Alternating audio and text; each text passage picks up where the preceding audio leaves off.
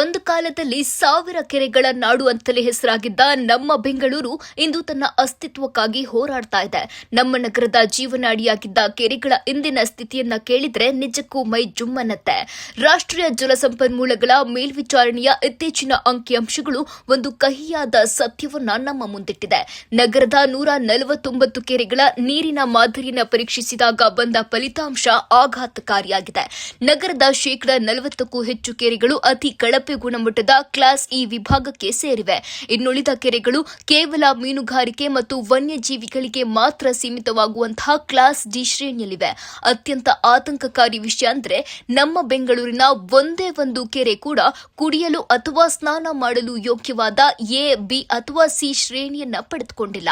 ವಿಶೇಷವಾಗಿ 2025ರ ಬೇಸಿಗೆಯ ಸಮಯದಲ್ಲಿ ಈ ಪರಿಸ್ಥಿತಿ ಮಿತಿ ಮೀರುತ್ತದೆ. ಮಹದೇವಪುರದ ವೆಂಗಯ್ಯನ ಕೆರೆ, ಕಣ್ಣೂರು ಕೆರೆ ಮತ್ತು ರಾಯಸಂದ್ರ ಕೆರೆಗಳು ಎಂದು ಮಾಲಿನ್ಯದ ಕೂಪಗಳಾಗಿ ಮಾರ್ಪಟ್ಟಿವೆ. ಉದಾಹರಣೆಗೆ ಹೊಸಕೆರಳಿ ಕೆರೆಯನ್ನೇ ತಗೊಳ್ಳಿ. ಇಲ್ಲಿನ ಮಲದ ಬ್ಯಾಕ್ಟೀರಿಯಾದ ಪ್ರಮಾಣ ನಿಗದಿತ ಮಟ್ಟಕ್ಕಿಂತ ಬರೋಬ್ಬರಿ 280 ಪಟ್ಟು ಹೆಚ್ಚಾಗಿದೆ. ಅಂದ್ರೆ ನಾವು ಎಂತಹ ಅಪಾಯಕಾರಿ ವಾತಾವರಣದಲ್ಲಿದ್ದೇವೆ ಎಂದು ನೀವೇ ಯೋಚಿಸಿ. ಸರ್ಕಾರ ಕಳೆದ ಒಂದು ದಶಕದಲ್ಲಿ ಕೆರೆಗಳ ಪುನಶ್ಚೇತನ ಮತ್ತು ಒಳಚರಂಡಿ ಸಂಸ್ಕರಣಾ ಘಟಕಗಳಿಗಾಗಿ ಕೋಟ್ಯಾಂತರ ರೂಪಾಯಿ ವ್ಯಯಿಸಿದೆ. ಆದ್ರೂ ನೀರಿನ ಗುಣಮಟ್ಟದಲ್ಲಿ ಯಾವುದೇ ಸುಧಾರಣೆ ಕಾಣ್ತಾ ಇಲ್ಲ.